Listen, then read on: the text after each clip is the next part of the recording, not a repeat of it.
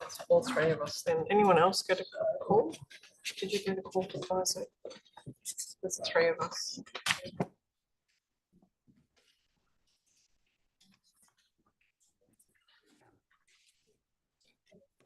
Good morning, Rebecca and Megan. Apologies for the delay. Valley planning.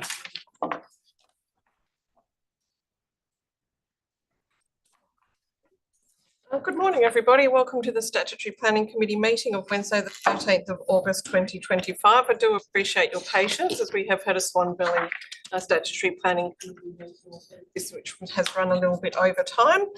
This meeting is being live streamed and recorded and will be available for viewing via the Commission's website or YouTube. Members may refer to technical devices throughout the meeting to assist them in considering the information before them or to take notes to assist them with their deliberations. I'd like to acknowledge that we're meeting on the lands of the Whadjuk people of the Noongar Nation and pay our respects to elders past.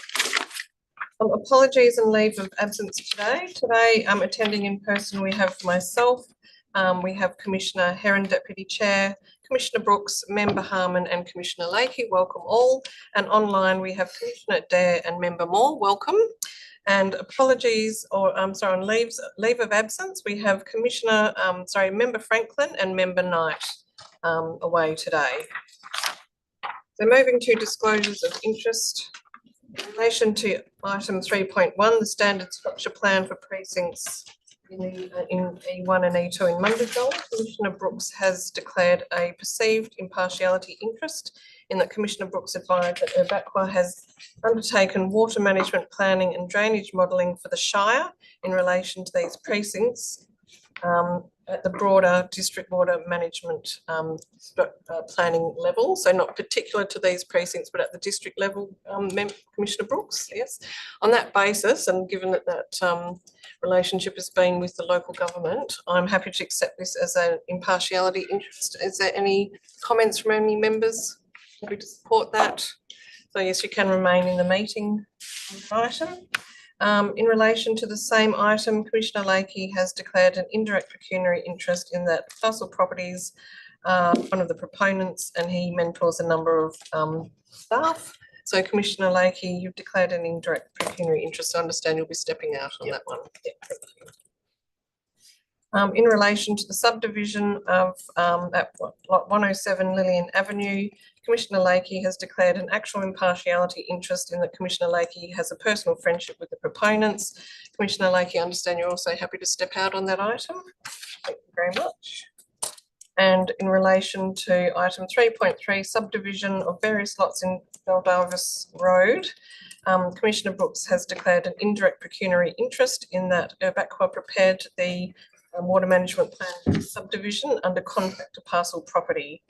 And whilst that was in 2022 and you've had no further involvement, it has been declared as an indirect pecuniary interest. So you're happy to step out on that one, Commissioner Brooks? Thank you. And in relation to the same item, Commissioner Lakey has declared an indirect pecuniary interest in that Parcel Property, one of the proponents, and for the same reasons as mentioned earlier, and we'll be happy to step out. Thank you. All right, so we do have disclosures of representation today in relation to item 3.2, which is the subdivision at lot 107 Lillian Avenue in Armidale. It is the same declaration for myself, Commissioner Heron and Commissioner Adair, in that we have been contacted by Rise Urban, the applicant, in relation to this matter, and that has been in the normal course of our duties as chairperson, deputy chairperson and commissioner, and that we have not been provided with any additional information that is not available to other members of the commission. In speaking to my colleagues, there hasn't been any detailed discussion or response. It has just simply been to answer the phone call and to listen and to refer to the meeting. Thank you very much. Any other disclosures of representation? Thank you all. So confirmation of minutes of the previous meeting on Wednesday, the 16th of July. Are there any comments in relation to the minutes? Happy to move forward. Thank you. Moved by Commissioner Heron, seconded by Commissioner Lakey. Any dissent? Thank you. The minutes are carried. So we'll now go to deputations and presentations. So Sam, I'll hand over to you. Thank you very much. Thank you, Chair. Good morning to everyone that's present this morning in order to make a deputation to the Statutory Planning Committee, either in person or via Zoom this morning. You will be invited to join the table to deliver your deputation or promoted to a panellist via Zoom to deliver your deputation this morning. You have been advised of your allocated time, which will be managed by a timer which will appear on the screen. If you do have a PowerPoint presentation this morning, this will be displayed on the screen throughout your deputation, and you're advised to request as you wish to advance the slides. So moving to our first deputation this morning, which is on item 3.1 on the agenda, which is the standard structure plan for precincts E1 and E2 in Mundijong. In person, we're welcoming Rod Dixon, Christopher Green, Ryan Hunter and Matt Craven-Kelly.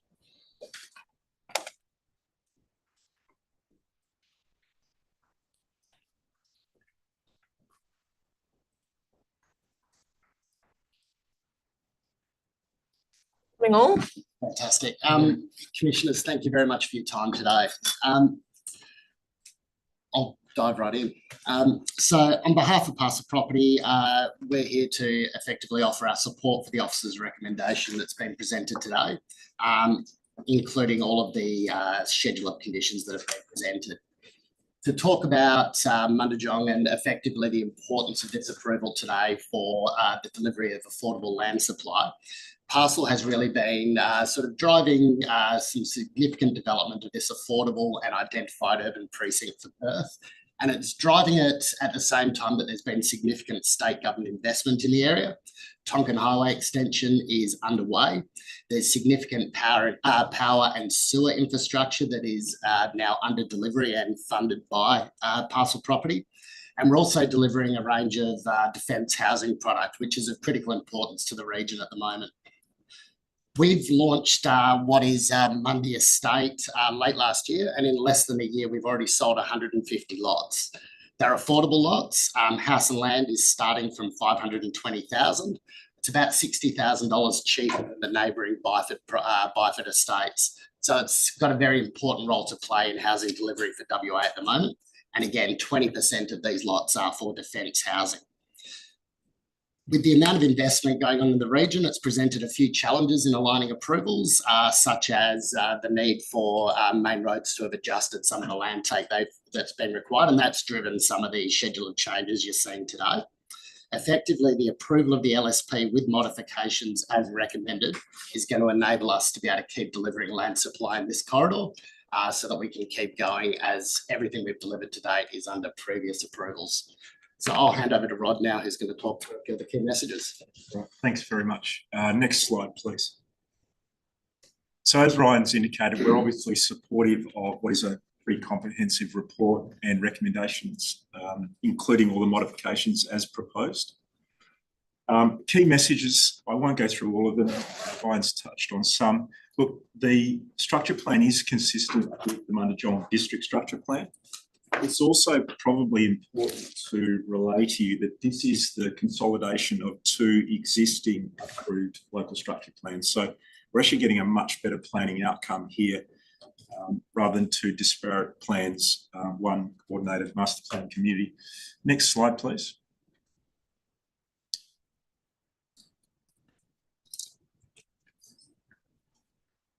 All right, if that comes up, you forward. Might just ask you to go back a couple if we can, please.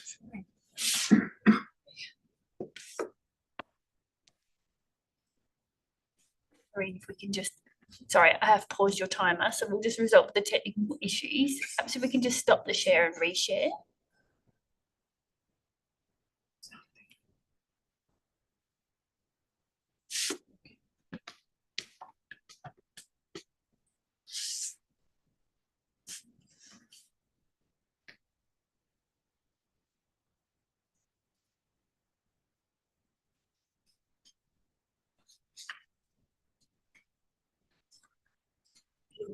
Showing this. It's file size. Okay, here. Heavy graphics there, Rod. Speaking if you prefer rather than keep everyone delayed. Look, the second slide spoke to the district structure. We do have a copy in front of us here, so yeah, please one. Okay, thank you. What we wanted to highlight was not only the plans updating of the two earlier LSPs, but its consistency with the DSP. And a couple of key messages, I guess. The extension of Adams Road down to Munajong Road is contemplated by the DSP. So this process is updating, moving the connection onto Munajong Road further east from what was previously approved in accordance with the DSP. And I guess a lot of what you see in the report is a reflection of the negotiations, discussions that have occurred between Main Roads ourselves in order to fine-tune that point of access. So you can see there our structure plan area on the southwest quarter of the DSP. Next slide, thanks. Hopefully. Okay, I'll keep going. So the next two were just showing you the originally approved LSPs, and the final slide was in fact the plan as promoted. You'll note from that, given some of the commentary about open space and road connections, the LWMS does deal with the pre and post development levels as expected. 3 creek lines running through there reflected in the open space with active open space around those corridors. Yeah, you can go to the next slide, thanks.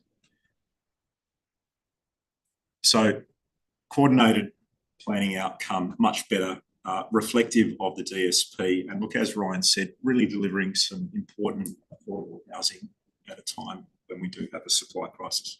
I'll leave it at that. Thank you. Thank you very much, Rod. Members, are there any questions from the deputies? Go ahead, Commissioner Herron. Yeah, thank you very much. In relation to the information that's been provided, in relation to the final area and the hatch blue, if you just want to perhaps talk to what it is that's being explored through that and the likely implications in terms of the structure plan.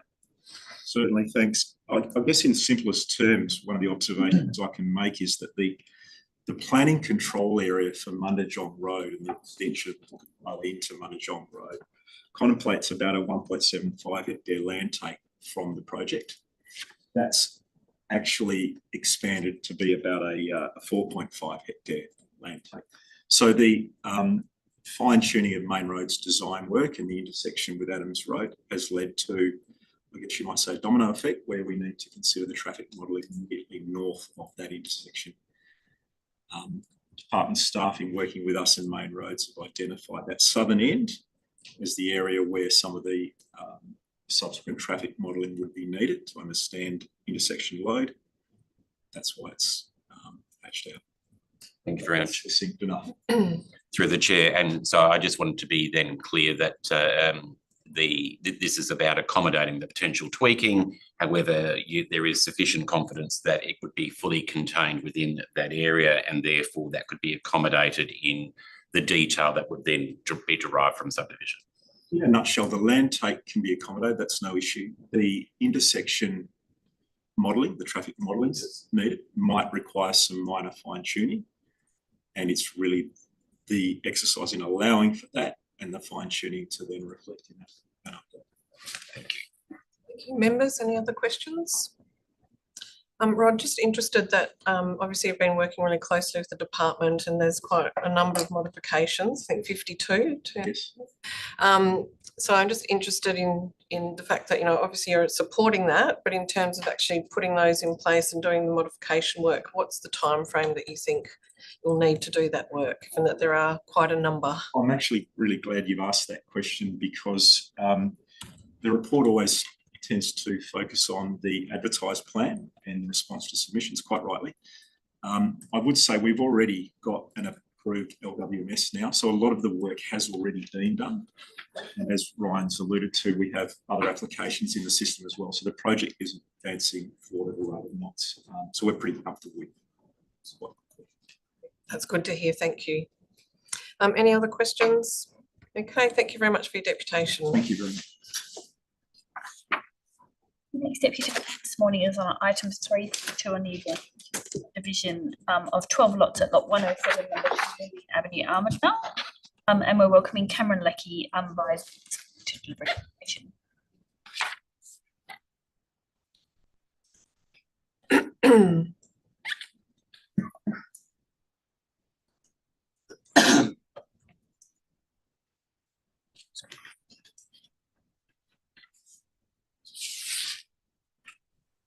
Morning, Cam. Good morning, everyone. Can everyone hear me? Thank you. Over to you when you're ready. Thank you. Thanks for having me, and apologies for not being able to be there in person this morning, which would have definitely been my first preference. Before I start, I just wanted to quickly acknowledge Justin Breeze and his team at the department. They've done their very best to work collaboratively with us in what's a very clunky and complex planning environment. Now, I'll assume you've all received and read our written deputation and won't repeat myself here. There's just three key matters that I'd like to briefly touch on in support of the application, and specifically in relation to condition 2. I can go to the next slide, please. So we're respectfully requesting that parts A and B of condition 2 be deleted. As detailed in our written deputation, the application meets all of the locational criteria to enable the R40 density and achieves the scheme's objective of providing a diverse range of medium housing in suitable locations. This site has been identified for medium density infill development, and that is what we're enabling through this subdivision. The only reason for this condition is the absence of a development approval, a requirement that in this instance serves no planning purpose. The Commission has clear discretion under the Act to vary the scheme provisions where the conflict is minor or where the proposal was consistent with the intent of the scheme. Given that the only reason for this condition is the prerequisite requirement to obtain a DA, we submit that both tests have been comfortably met here. Next slide, please. So this slide compares the process that the city would seek us to follow on the left versus the process that we're proposing on the right. It's important to emphasise that in this instance, the ultimate outcome, being the red box, is identical, whether a development application is lodged before subdivision or not. The overarching DA is not required to be implemented prior to subdivision and therefore is completely irrelevant. Any future dwellings will still require individual development approval unless they're identical to what was approved previously, and will still be assessed against the R codes and the city's local planning policies. The city retains full control over built form outcomes at the development application stage. Requiring a whole of site DA from a landowner who has no intention or ability to build it simply creates administrative burden, delays lot delivery by up to 9 months, and increases costs with no planning benefit. Next slide, please. Third and finally, we'd like to draw the committee's attention to how similar provisions are being applied at the City of Busselton. There, the local planning scheme also contains provisions that require a development approval to unlock higher densities. However, both the city and the WAPC have consistently taken a practical and pragmatic approach and have consistently approved subdivision applications at the higher code where the locational criteria are met and without first requiring a development application. This flexibility recognises that the policy intent and the outcome should prevail over the process with no planning harm. To close out, this is a straightforward infill proposal. The site's fully serviced, it's well located, it meets all of the locational criteria, and it aligns with both the local and state strategic planning objectives.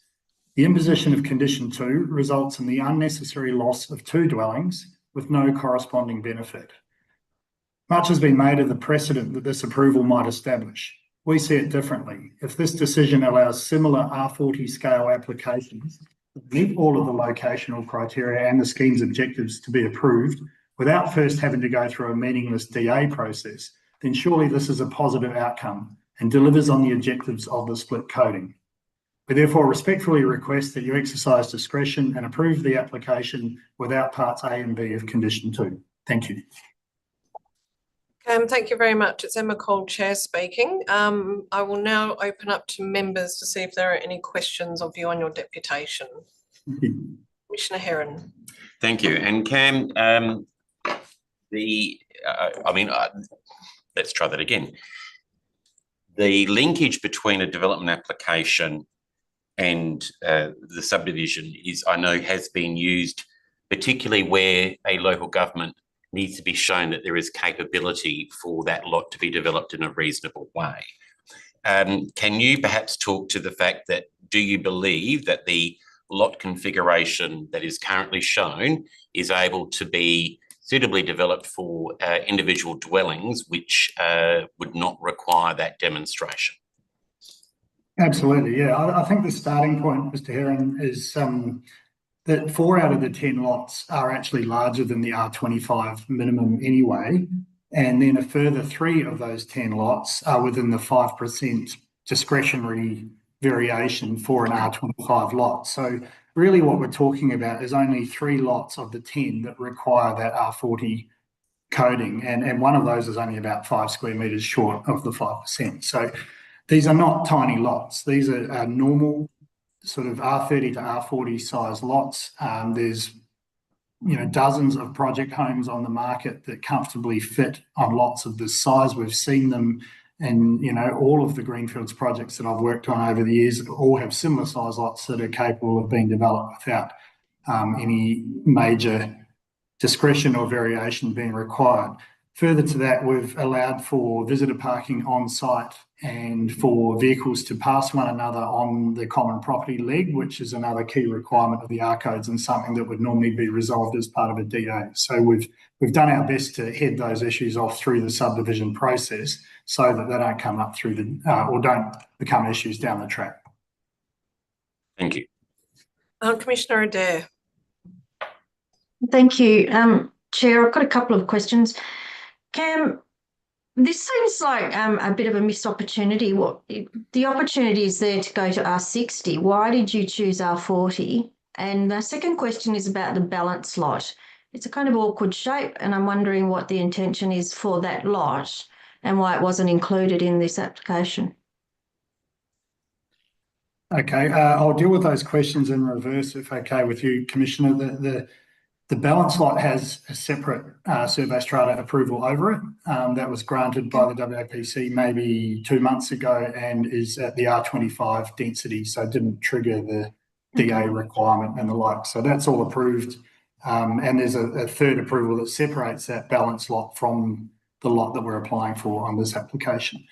As to why we didn't go R60, it's because under the scheme provisions, to achieve the R60 code, there are built form criteria that are linked to that.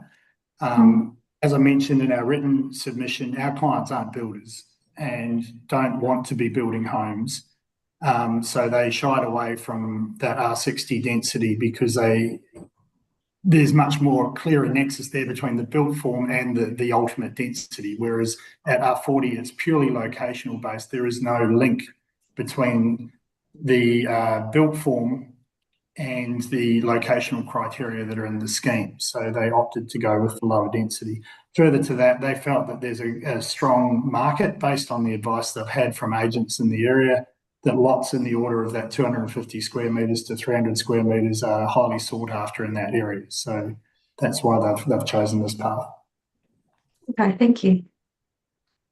Members, are there any further questions? Thank you very much for your deputation today, Cameron. Thanks very much. Thank you, Chair. The next deputation this morning is on item 3.3 on the agenda, the subdivision of various lots in Baldivis Road, Baldivis, and we welcome Daniel Martinovich and Ryan Hunter. Table. We need Commissioner Lake. Oh no, Commissioner Lake is staying out.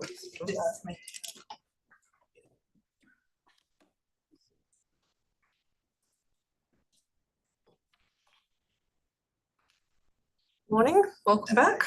Thank you again, Commissioners. So first of all, we would just like to particularly call out and thank the DPLH officers for working through what has been quite a problematic sort of issue out in Baldivis for quite a period of time, and the attentiveness and consideration that's gone through to this application has been very well appreciated. In terms of the recommendation in front of you today, we support it alongside all the schedule of conditions. However, we will be requesting one additional advice note that Daniel will speak through momentarily.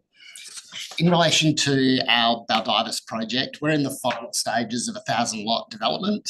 The project has been selling well and is very hotly in demand, and the subdivision approval as recommended today will enable a stage that is under construction to be titled in the next few weeks.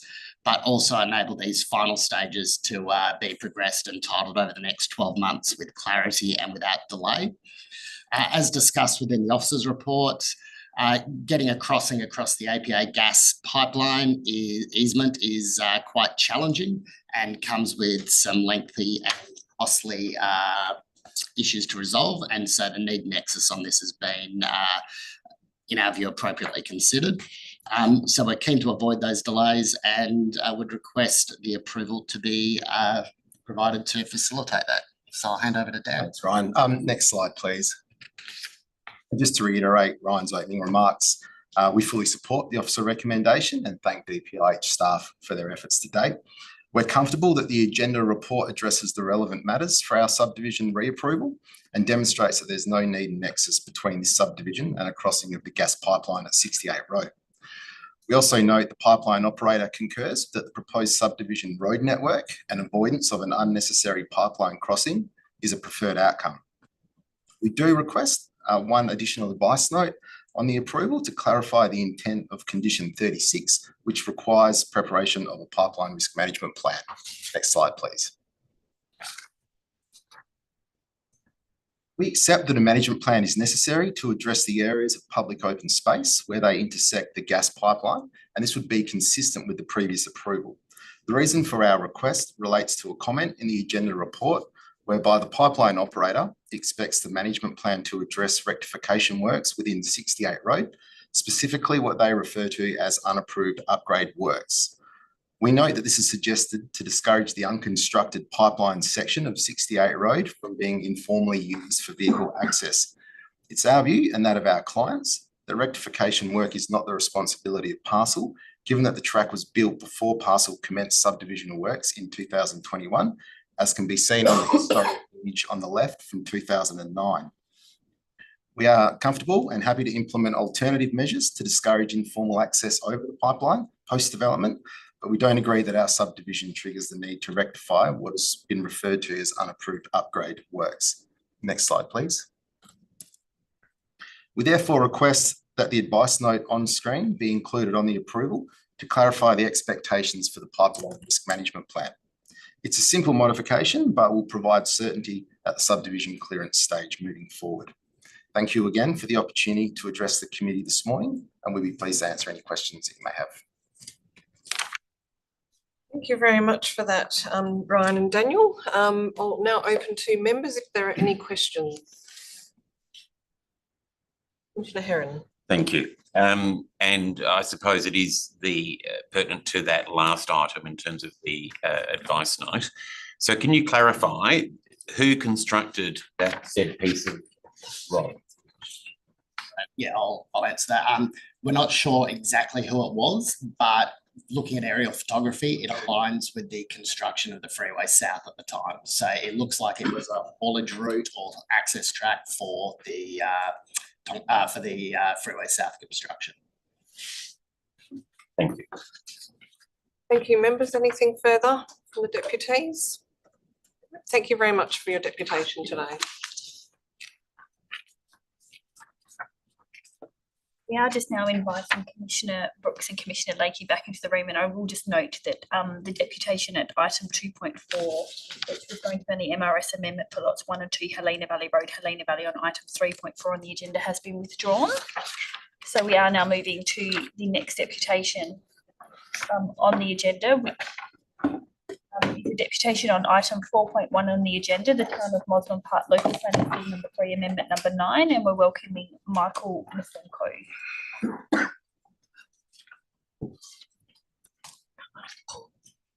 We're on to deputy. Good morning, commissioners, members and spectators. I'm here to speak against the proposal of 600 McCabe Street be reclassified from the current social care facility reserve to residential codes of 40, 60 and 160. Despite public consultation, there was overwhelming support of lower densities similar to the surrounding area. Unfortunately, the views of the residents are ignored The state government's Perth and Peel at 3.5 million report was dragged out as an excuse to use this area for urban consolidation. In no way does lot 600 McCabe Street satisfy the criteria set out in the Perth and Peel report. Figure 4 of the Perth and Peel Central report shows Mosman Park is already highly urbanised, with only small areas of parks and recreation compared with the Cottesloe Perth corridor areas to the north. Figures 5 and Plan 1 of the same report shows that the only activity centres in Mosman Park are along the railway and near railway stations. Lot 600 is at least 1,200 metres in a straight line from the railway and even further from activity hubs. The Perth and Peel report states that activity centres will be the key focal point to commercial and social activity and will create a mix of open space, housing, workplaces and entertainment venues. The Lot 600 proposals meet none of these objectives except for housing. There is little room for public open space, and the proposal for a cafe hardly provides many workplaces or quality infill. And 2 of the Perth and Peel report confirms there is no activity centre near the Lot 600 McCabe Street. Table 1, which is in the written report, shows that Mosman Park is already leading the way in high density housing with 2,132 people per square kilometre compared to an average density of 1,750. Only 4 other council areas in the central zone have higher densities of people per square kilometre, as seen on the coloured map, which is displayed to you earlier. On the table, I inadvertently left Stirling off the table. It has a similar population density as Mosman Park. I would argue that Mosman Park is already doing more than its fair share. There is no reason to override the wishes of the town's residents, who will be disadvantaged by traffic problems, an unwanted cafe and possible toxic dust from the previous use of the area as a dumping ground for chemicals. On a more positive note, figure 1 is a plan of possible housing blocks that would be an R40 to R60 rating and may be suitable for the area and the residents' wishes. A layout similar to this could provide a healthy profit for the current owner and any future developer. To conclude, I urge the committee to reject the proposal to reclassify Lot 600 McCabe Street to residential codes of R80 and R160. The proposal to insert a new additional use for a restaurant or a cafe should also be rejected. This will allow such sites to have 0 setback, which will affect the amount of public open space and tree coverage. And I think that's it. Michael, thank you very much for your deputation today. I will just see whether the members do have any questions for you. Members, any questions? No questions, but thank you for being very clear in your deputation today, and we appreciate you taking the time to come in. The next deputation this morning, also on item 4.1, we're welcoming Ross Winnett and Luke Harris.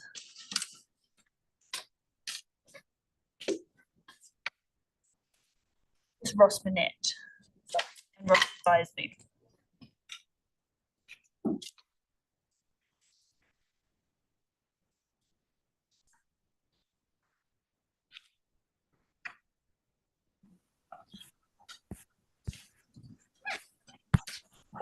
Good morning. Good morning. Morning. Welcome to the Statutory Planning Committee meeting. Over to you when you're ready. Thank you. Thank you. Good morning, Chair, Deputy Chair, panel members and department staff. Thank you for the opportunity to provide deputation here today on item 4.1. The Town of Mosman Park wish to advise that the following review of the amendment in the format that was given consent to advertise and its review of the significant number of responses that were received during the consultation, that it is generally supportive of the proposed amendment. However, as noted in the formal referral of all final documents to the department, the town considers that there are aspects of the amendment that could be altered that would result in minimal impact on the future development of the site, but could have significant and positive impact on the amenity of the adjoining properties.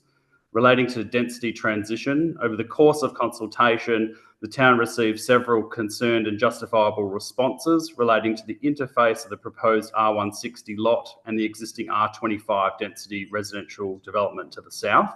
I note that this is the only area of the site that does not have some form of density transition applied to it, and the town is concerned about the potential impact this may have on the amenity of the southern adjoining properties.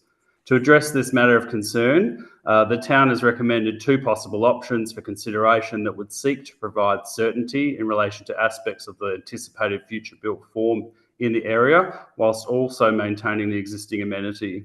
However, an additional option that the town requests the consideration is the extension of the R40 transition zone in line with other R40 transition zones for the full extent of the southern boundary. The extension would marry up with the prevailing anticipated built form design proposed by the amendment and would provide certainty of an appropriate density transition outcome to the south. Regarding additional land uses proposed, the town supports the inclusion of land uses themselves, however notes that the amendment text in its current format controls the location of the restaurant cafe use only and does not do the same for community purpose. Given the potential amenity impacts of the back of house functions of a community purpose land use could have on the nearby residential development, such as waste removal and delivery, the town requests consideration of the modification. The amendment text would ensure community purpose land use is also an X use within the R40 zone. Endorsing this proposed modification would see an appropriate transition between these types of land uses and nearby existing residential development through an appropriate buffer area. Relating to infrastructure upgrades, the town also requests the item included within Table 6 of the scheme would require developer of the land to potentially contribute to infrastructure upgrades at the nearby McCabe Street and Stirling Highway intersection in North Fremantle. Following a referral from Main Roads, the town has been informed that development created by the amendment may increase the number of vehicle movements through the area to a point where the intersection exceeds capacity. Given the uncertainty surrounding a potential development outcome of the site, requiring contribution to the intersection upgrades is an appropriate inclusion in this instance. Given the potential cumulative impact the additional vehicle movement may have on the area, creating the nexus to warrant the upgrade. And finally, in terms of built form, the town would also like to flag that it's been approached by a potential developer of the site who has indicated that they may not look to progress with a residential proposal over the property. The town did not envisage that this is a possibility previously and has not considered appropriate built form controls for non-residential land uses. However, we believe there is a simple solution that can be implemented with one additional sentence inclusion to propose Schedule 3(1) built form, basically stating that any non-residential land use proposal on the site shall follow the built form requirements of the applicable residential design codes when designing for height, plot ratio, boundary setback, solar access and visual privacy. Town's justification for this is that the proposed density codes across the site have set a base framework for what appropriate development may look like for the site, and this appropriate scale prescribed by the R codes should carry forward into non-residential land use. It is appropriate to have this located in the proposed schedule, and the built form subheading is again the most appropriate location. Additionally, the town's scheme already contains similar provisions for non-residential built form controls in clause 32. As mentioned at the beginning, the town is generally supportive of the current format of the amendment. However, we kindly request further consideration of the points I've just raised to ensure appropriate density transition, an appropriate impact on amenity, and an appropriate integration of any future development into the Mosman Park community. Thank you for your time. Thank you, Ross. It's Emma Cole here, Chair. You've been very clear in your submission, and we've also had the written submission from Luke Harris, so we can pick up these points that you've raised when we come to the item. But I will now also open up to members for any questions. Yes, go ahead, Member Harmon. Thank you, Chair. Ross, this notion of potentially a non-residential built form outcome across the entire site, does the scheme already sort of deal with that through the land use table? Like, is there what sort of non-residential land uses, is there enough of a range of non-residential land uses, I guess, that would warrant an entirely non-residential development on this site? Thank you for the question through the chair. Yes, the scheme anticipates various different non-residential land uses, including residential aged care. But it doesn't, the scheme doesn't provide for built form controls. However, the town does have a local planning policy which does control this, but it doesn't anticipate a potential likely scale of development of this size. Members, any further questions of Ross?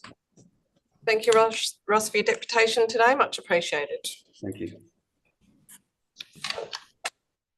The next deputation this morning, also on item 4.1 on the agenda, we're welcoming Lena Yatesman and Greg Rowe to the table. Thank you. Hello. Good morning. Morning.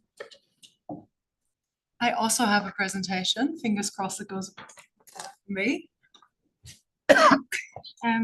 I'll start and get right to it. Thank you. Chair, SBC members, thank you for awarding me a chance to address you today.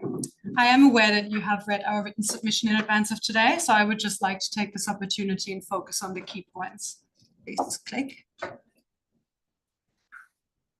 That is our site, and the scheme amendment has been a lengthy process with liaison starting in 2022 and then formal lodgement occurring in October 2023. This process involved extensive community consultation, DPLH staff, local government staff, and even ministerial involvement. And we are pleased to see that this amendment is in front of the committee for the minister's consideration for final determination today. Whilst we have not seen a finalized report, we understand from previous submissions and from discussions with staff that the scheme amendment is generally supported, with two key focus points being, please click, the road and laneway network that was contained within the advertised LPS amendment figure is to be removed. Including roads at scheme amendment stage is predeterminative. Where roads go or how wide they should be is a subdivision or detailed design consideration, as has proved to be the adequate mechanism across all of Western Australia. We understand these have now been recommended to be removed, which our client strongly supports. In accordance with this, Schedule 3 should be amended to reflect this change, as it still contains a contradictive objective on the inclusion of the roads, which accordingly needs to be removed. And then 2, please click. The southeastern corner of the lot abutting number 13 and 15 Faulkner Circle in the south is to be recoded. That's a hedged area just there. We do not support this notion because of the following. It's to be recoded to R40, I must say, from R160 as advertised. The R codes provide a sufficient framework to ensure suitable density transition away from the southern boundary within the central area of the site. Requirements such as visual privacy or overshadowing have due regard to abutting lower density codes and actually apply the standards of the lower codes, which means that the R codes can therefore manage any amenity impacts. Whilst the town wanted that corner to be R80 and DPLH staff were comfortable advertising it at R100, the honorary minister directed the amendment to be advertised with the density coding of R160 in the corner. We support the minister's direction and request the committee to do the same. Moreover, rezoning that portion of the site to R40 as opposed to R160 results in a lower yield. The site could accommodate 19 more dwellings if that portion remains R160. That would mean that 19 homes could be lost to this, which in a housing crisis is not an insignificant amount. In conclusion, this scheme amendment has been an ongoing process, and we wish to reiterate that we appreciate the time and effort from all of those involved. We request the committee's support in excluding the predeterminative road layouts and the inclusion of an R160 coding for the southeastern portion of the site. And we would also appreciate if Greg Rowe could just quickly address other matters that were raised by the speakers here today, if he may. Greg, thank you. I will give you the extra time, given that the town did have extra time, but if you could keep your comments quite brief to about a minute, that would be appreciated. Thank you, Chair. I'm sure I can achieve that. The three areas I wanted to touch on from the submissions and the deputations today were firstly in regard to land use, and one of the members of the committee has already raised the notion. We don't quite understand where the town's concern has come with respect to non-residential development. That's not contemplated or anticipated, but the question that was asked and answered about the scheme, this is a scheme amendment to a residential zone. The uses that could be contemplated as non-residential are limited and sparse. the development of any non-residential uses that are available under the current scheme are dealt with by the scheme and dealt with by the density codes in the residential design codes. So we are not supportive of putting any additional provisions into this scheme amendment in its final stages that purport to address the notion of non-residential development. The second point in regard to land use and the notion of community purpose as a use that should somehow be constrained on the site seems to be a misunderstanding in terms of why that provision was put into the scheme amendment, and it's simply to recognise Rocky Bay's existing activities, which will continue in a phased and staged exit, but may take 2 to 3 years.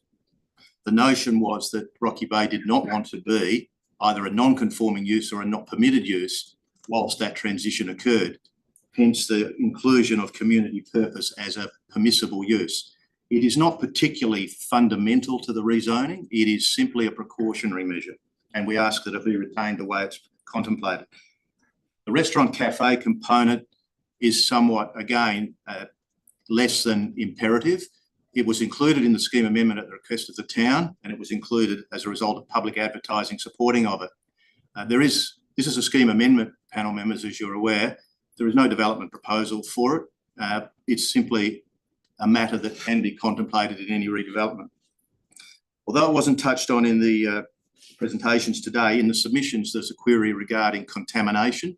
Chair, I'm conscious of the time constraint you've put to me. Perhaps I'd leave that in case there's any questions. I think that would come up as a question, so I'm happy for you to, I think all of the matters that you're going to would have been raised as questions, so it's quite helpful, thank you. And Chair, the final point I'd like to touch on is the notion of the town's request now, belated we say, to insert in this scheme amendment a developer contribution matter. That is not appropriate, we say, for several reasons. The scheme currently has provisions for developer contributions, and the council in determining development applications can consider imposing developer contributions based on the form and the nexus in the development proposal. This is not a development proposal. This is a scheme amendment to change the zoning of the land from a community activity to a residential zone.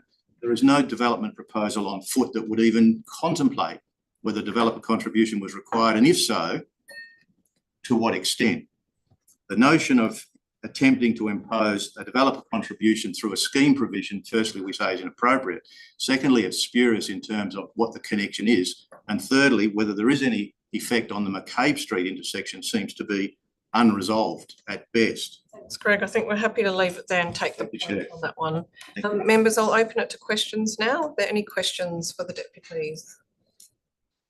Thank you. Go ahead, Deputy Chair.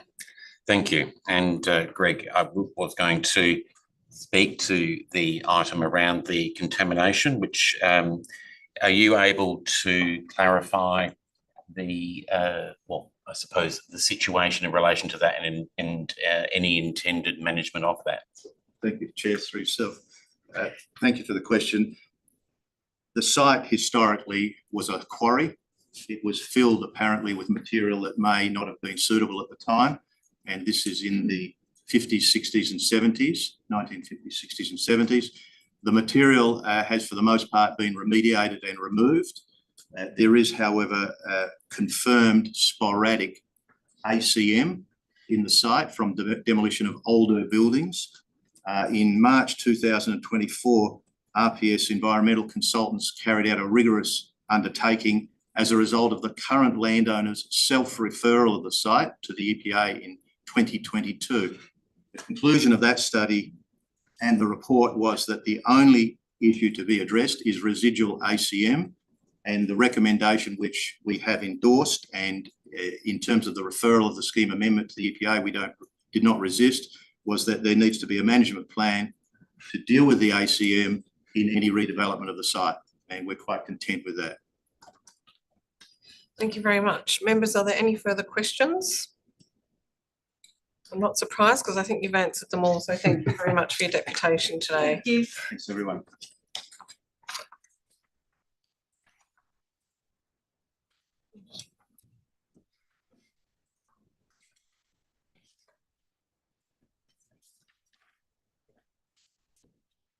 Okay, I have a request to deputation at 2.4.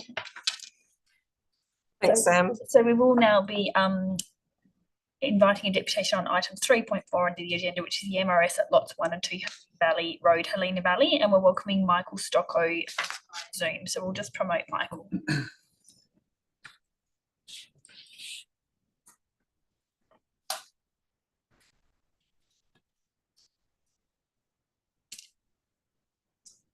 Good morning, Michael. Can you see and hear us?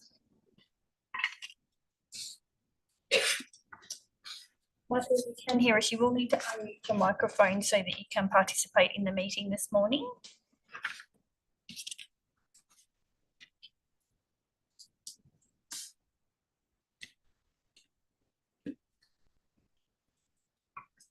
Good morning, Michael. Can you hear us?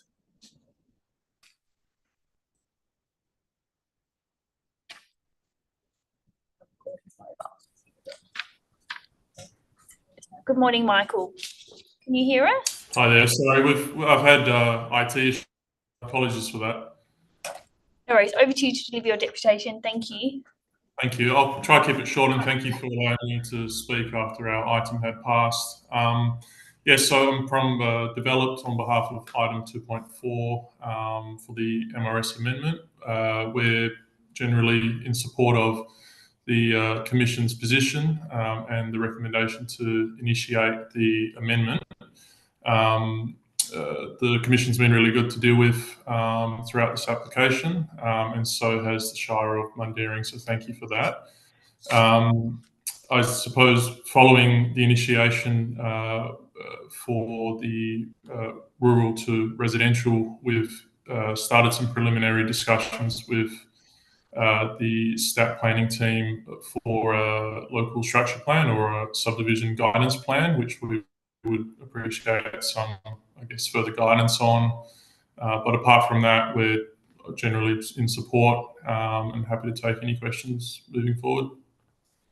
Thank you. Thank you, Michael. It's Emma Cole, the chair here. I will open it to questions from members. Members, are there any questions of Michael on this item? No, thank you, Michael. We appreciate that you've had IT difficulties today, and we're happy to accommodate you. So all the best for the rest of your day. Thank you. Thank you, members. Thank you. That concludes our verbal deputations to today, and we have members received 2 written deputations. The first is in relation to the subdivision at Lillian Avenue in Armidale. That is from the City of Armidale, and the second is in relation to the Town of Northern Park resident Dean Finlayson against the recommendation. So just drawing attention to those which are in the agenda before you. So we can now move to dealing with the non-confidential items for today. And the first item is the standard structure plan for precincts E1 and E2 in Mundajong determination. Commissioner Brooks and Commissioner Lakey are stepping out on this one, and we're joined. Oh, my apologies. That's the other one I'm out. Crossing that off. Sorry, that's my error. Apologies, Commissioner Brooks, you are remaining for this one, and we're joined by Cale Luxon and Jai Fagan on this matter.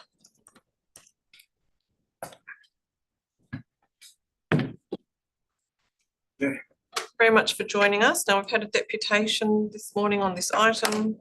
We've heard that the applicant is happy to accept all of the modifications. Is there any further comments that you wish to make before opening to members for questions? Chair, just to say that officers are of the view that the recommendation represents a pragmatic approach that allowed development to continue from the north while matters in particular resolving intersection to the south continue. Very much, Cale. Members, over to you for any questions. No questions. Happy to consider the item. If I could then have a mover and seconder. It's moved by Commissioner Heron, seconded by Member Harmon. Heron, do you have any comments?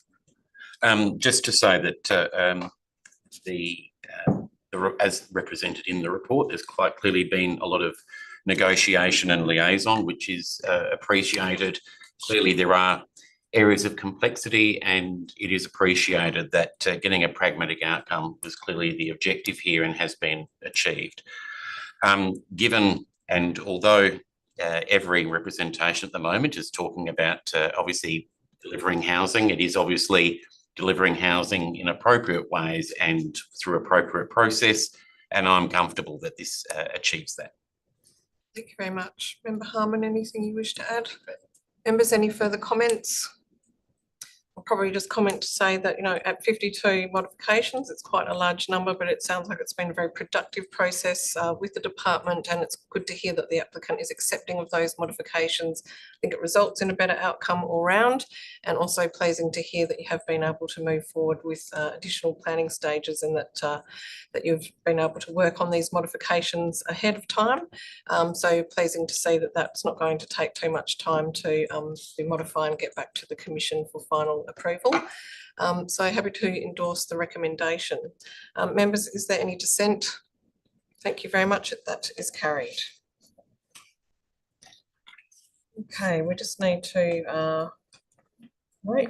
Commissioner Lakey's remaining out, so we'll move on to item 3.3, which is the subdivision at lot 107 Lillian Avenue, Armidale for determination. Just drawing members' attention, I'm sure you're all fully aware that we have two options on the table for consideration. We have a recommendation as reported in the agenda, and we also have an alternate motion for approval as requested by the applicant. Various reasons attached to that.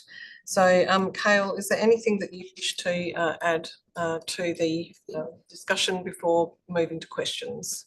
Thank you, Chair. I just wanted to clarify that as per the officer report and the recommendations, that the subdivision has been assessed against the base R25 code, and that the variations identified in the report again relate to that R25 code. Thank you, that's understood. Members, are there any questions of Cale? Yes, go ahead, Commissioner Heron. Yeah, thank you, Cale.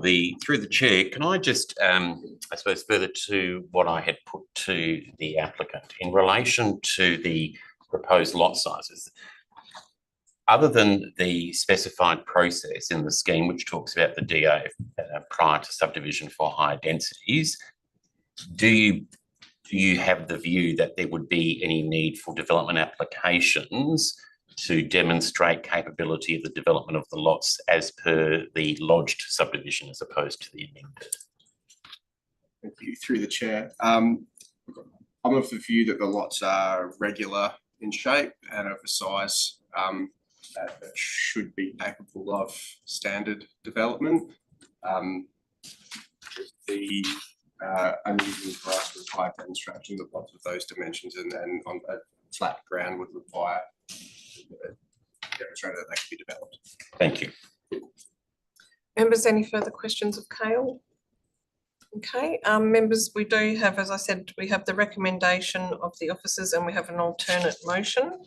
Can I request that members indicate which they would like to proceed with? Is there a mover for the alternate? I'd be happy to move the alternate. The alternate is being moved. Is there a seconder? That's seconded by Member Harman. I'll open it for discussion.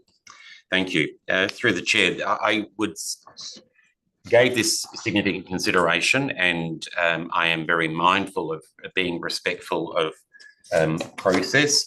However, it is very much around balancing process where it brings value. I am very mindful in terms of the criteria that's being applied and also the desire for practical outcomes. I do see that the outcome would have been, the outcome broadly aligns with what could be reasonably expected on the site, and I don't believe that the development approval process would bring additional value to it. I also don't feel that the lack of the development approval process forms a basis in which to bring the density back to the R25 basis.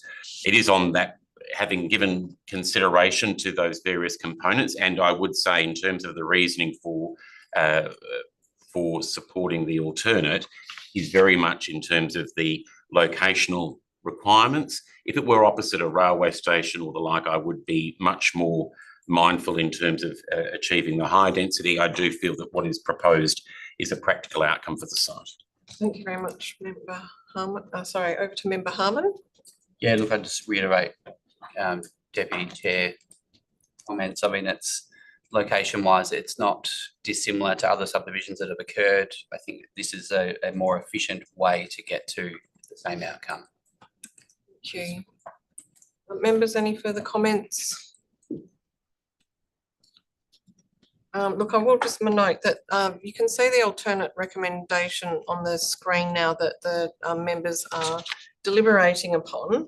And what this does is it actually sets out the reasons for the committee exercising discretion, and it's highlighting that that is under clause 2.2.2 and design principle 1.1.2 of the R codes. And it talks about the context of the subdivision and its location, and the context merits. It does go into some detail, but just because not everyone might have had the opportunity who are viewing either in person or online, other than members who have had this circulated in advance, it does talk about the lots in its abutting Albany Highway, which is a primary regional road. It talks about this adding to the range of housing and residential densities in the locality. It talks about the fact that it does have access to one central common property access way, and that not being to the primary regional road, which is important. Talks about its proximity to public transport. It's across the road from the Armidale Hospital, and good proximity to public open space in that it is walking distance to Craig Park. So it does outline in some detail the reasons why these contextual planning merits are being taken into consideration, and where that discretion is drawn from in relation to the committee's ability to exercise discretion. So on the basis of this being well demonstrated through this alternate motion and resulting in an outcome that I think is more favourable in this location, I'm happy to support the alternate motion. Any further comments? Is there any dissent? It's dissent. Do you wish to comment, Member Moore, or are you indicating dissent? I'm happy to dissent and comment at the same time. I'm dissenting on the basis that I note that Cameron described this as medium density infill sites, and I feel that A, there's a missed opportunity, B, that I don't see any sufficient planning grounds for there not to have been a development approval put in if you were wanting to develop at a density greater than the R25. And I don't see I don't agree that not meeting the minimum 300 is inappropriate in this particular circumstance. So that they're my reasons for dissenting. Thank you very much, Member Brooks. There will be, sorry, did I say Brooks? Member Moore, my apologies. They will be recorded in the reasons for dissent. So thank you very much for outlining that. Members, I will now put it to the vote. I think we already have, and you've dissented. So is there any further dissent, or just capturing Member Moore's dissent there? Thank you. That is carried.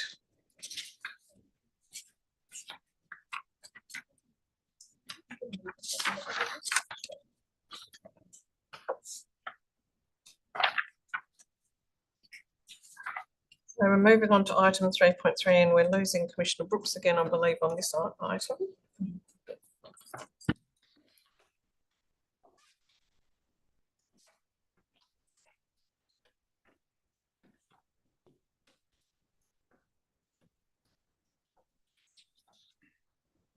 On this item, we're joined by Aidan and John. Welcome to the meeting. Aidan and John, welcoming your comments on this, but just also noting the request for the additional advice note to provide some clarity in relation to condition 36. So interested in your comments in relation to that request, as well as any other comments you wish to make. Thank you, Chair. I think the report fairly clearly deals with the issues related to this subdivision application. In terms of the additional advice note that has been requested, we have no objection to an additional advice note being included. However, we would recommend a slight refinement of the wording, just to make it clear that the rectification aspect is limited to anything that's occurred since the subdivision within the estate commenced and doesn't relate to anything prior to that. Thanks, Aidan. Do you have a form of words that you can make available to Commission support? I can copy that into the Teams chat if that. Thanks, Aidan.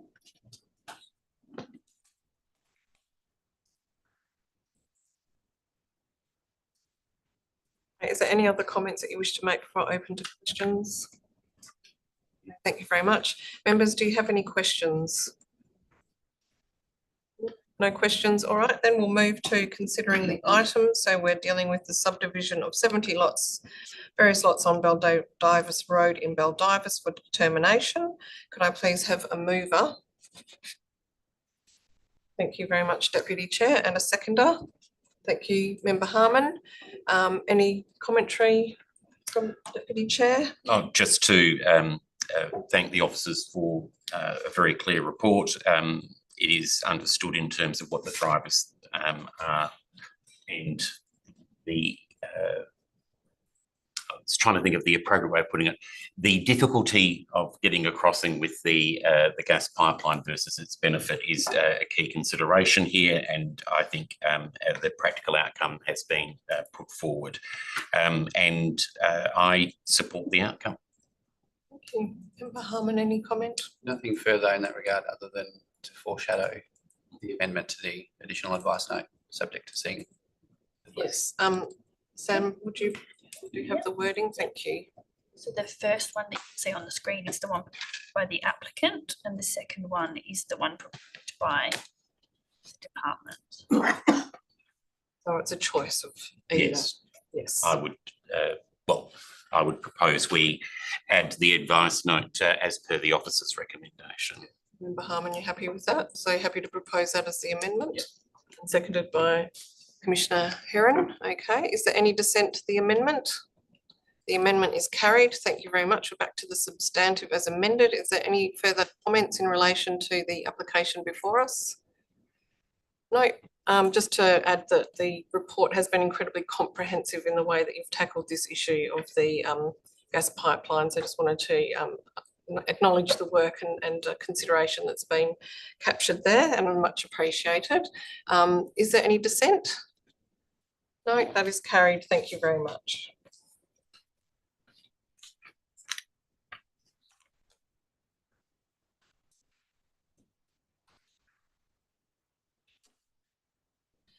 We'll compliment for the next item. Oh.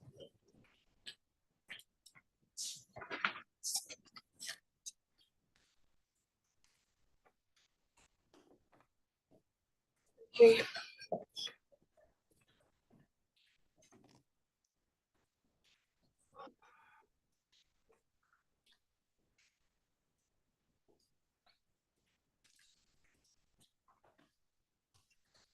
Okay, thank you. We're at item 3.4 now, which is the MRS amendment for lots 1 and 2 Helena Valley Road in Helena Valley for approval to advertise. And we're joined by Anthony Mascara and Francis Tether on this one.